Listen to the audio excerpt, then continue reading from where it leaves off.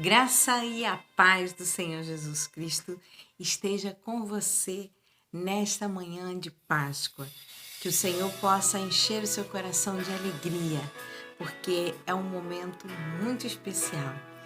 E nessa lição de hoje eu quero deixar aqui para a nossa meditação em Hebreus, no capítulo 11, do versículo 24 ao versículo 28, que nos diz assim: Pela fé, Moisés, sendo já grande, recusou ser chamado filho da filha de Faraó, escolhendo antes ser maltratado com o povo de Deus do que por um pouco tempo ter gozo do pecado, tendo por maiores riquezas o vitupério de Cristo do que os tesouros do Egito, porque tinha em vista a recompensa. Pela fé, deixou o Egito, não temendo a ira do rei, porque ficou firme vendo o invisível. Pela fé, celebrou a Páscoa e a aspersão do sangue, para que o destruidor dos primogênitos não lhe tocasse. Pela fé, passaram o Mar Vermelho como por terra seca, onde os egípcios se afogaram. E continuando esse texto, em Atos, no capítulo 13, do versículo 22 em diante, que nos diz assim: E levantou da descendência de Davi e deu o testemunho e disse: Achei Davi, filho de Jessé, conforme o meu coração, executor da vontade, e da descendência de Davi, conforme a promessa, levantou Deus a Jesus, o Salvador de Israel. 28.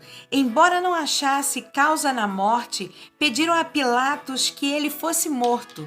29. E havendo eles cumprido todas as coisas que dele estavam escritas, tirando-o do madeiro, o puseram na sepultura. 30. Mas Deus ressuscitou dos mortos. 31. E ele por muitos dias foi visto pelos que subiam com ele da Galiléia a Jerusalém, e são suas testemunhas para com o povo. E nós vos anunciamos que a promessa que foi feita aos pais, Deus cumpriu a nós, seus filhos, ressuscitando a Jesus. E no versículo 39 diz: E tudo que ele, pela lei de Moisés, não pudessem ser justificados por ele, Jesus Cristo, é justificado todo aquele que crê.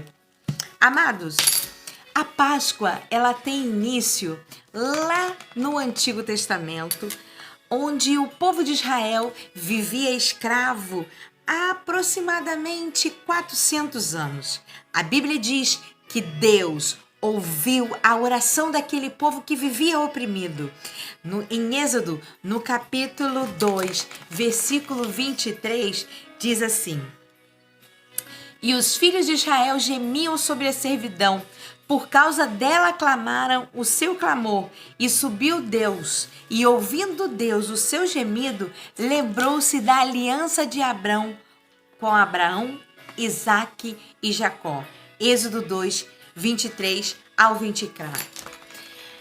Deus, então, quando ouve o gemido do povo de Israel, resolveu libertá-los e, com isso, convocou Moisés para liderar esse movimento de libertação.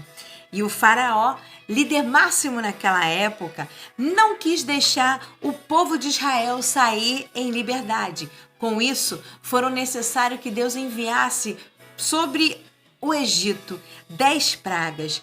Vamos relembrar rapidinho antes da gente falar sobre a mais importante que dá origem à Páscoa?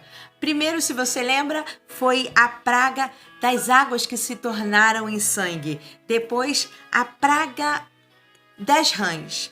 Terceiro, a praga dos piolhos. Quarto, a praga das moscas. Quinto, a praga das pestes dos animais. Sexto, a praga das úlceras. Sétimo, a praga da saraiva. Oitavo, a praga dos gafanhotos. Nono, a praga das trevas. E por último, a praga dos primogênitos. A 10ª praga da morte dos primogênitos, que seria a morte do filho mais velho de cada família, não aconteceria entre o povo de Israel, desde que eles cumprissem a ordem do Senhor de untar os umbrais de cada casa dos israelitas, de cada família, com o sangue que deveria ser sacrificado.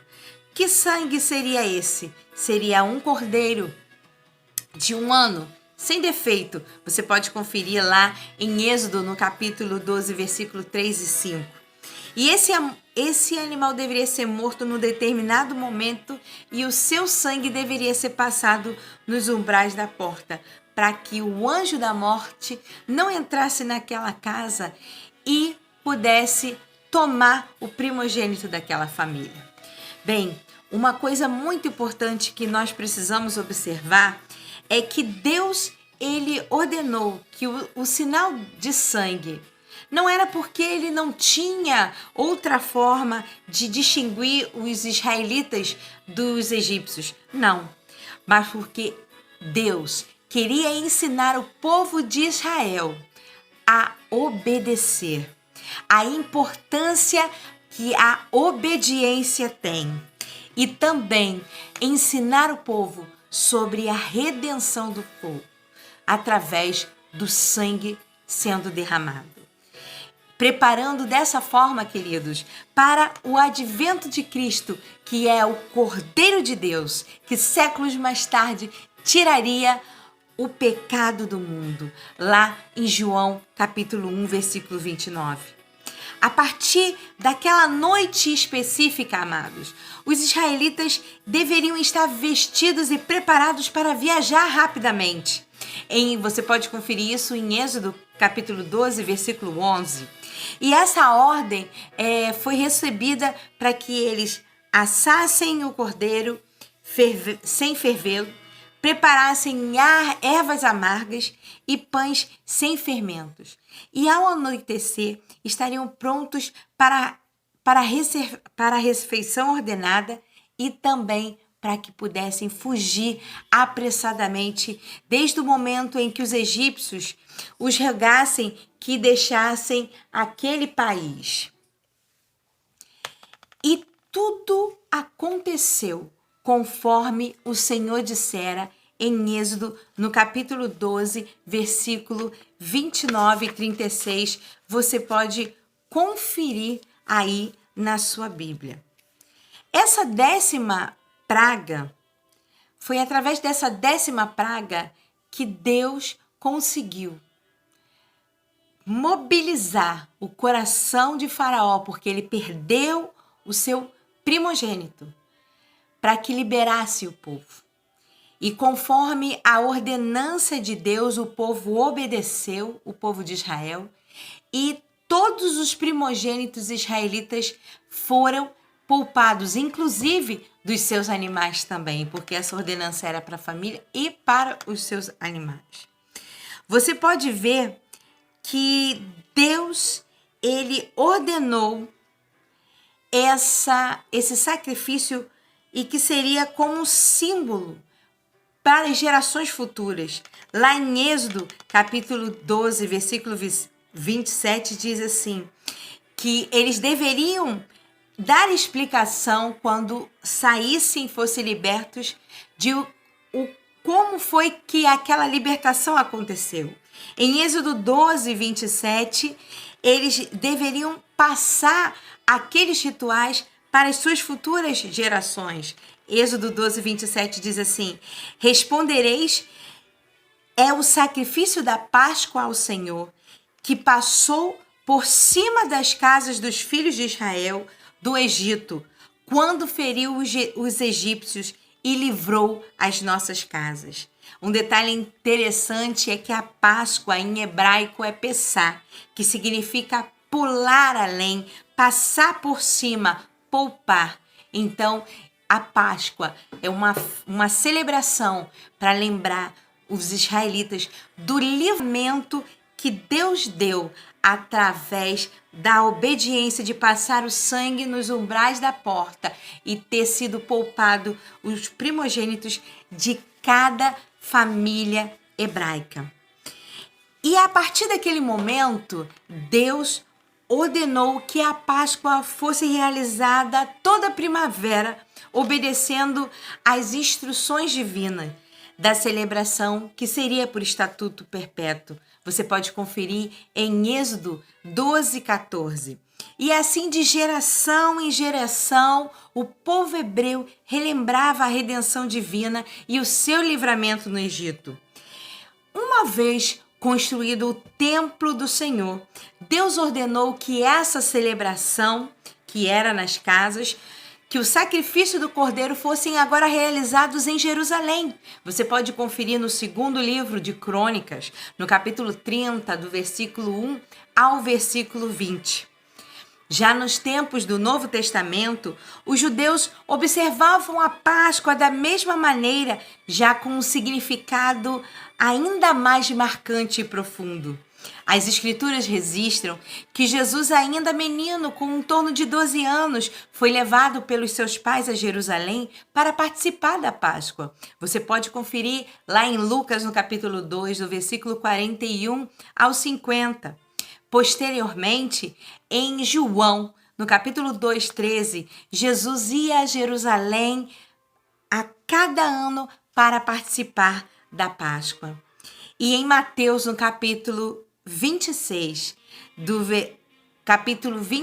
versículo 17 ao 30, está registrada a última ceia, em que Jesus participou com os seus discípulos em Jerusalém, pouco antes da cruz, e foi uma refeição de Páscoa.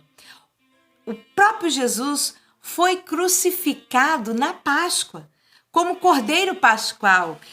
Lá em 1 Coríntios, capítulo 5:7, você pode conferir isso. O Cordeiro Pascual que liberta do pecado e da morte todos aqueles em que nele creem. Em Mateus, no capítulo 26, 17 em diante, é narrada a última Páscoa do Senhor Jesus, onde ele oferece a sua vida, simbolicamente representada pelo pão, a sua carne, e pelo vinho, o seu sangue derramado na cruz do Calvário, para a remissão dos pecados.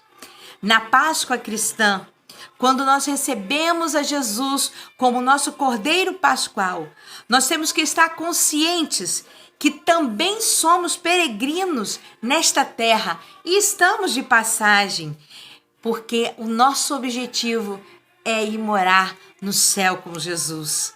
Aguardarmos então o novo céu e a nova terra, conforme Apocalipse 21, versículo 1 e 2.